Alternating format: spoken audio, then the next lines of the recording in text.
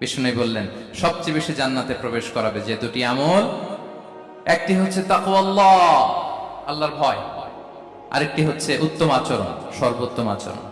তো আমরা যেন উত্তম আচরণের অধিকারী হই, আমার স্ত্রীর সাথে যেন ভালো আচরণ করি, প্রতিবেশীর সাথে যেন ভালো আচরণ করি, ছেলে মেয়েদের সাথে যেন আমাদের অ্যাটিটিউডটা ভালো থাকে, আচরণটা ভালো থাকে, কলিগের সাথে যেন ভালো থাকে।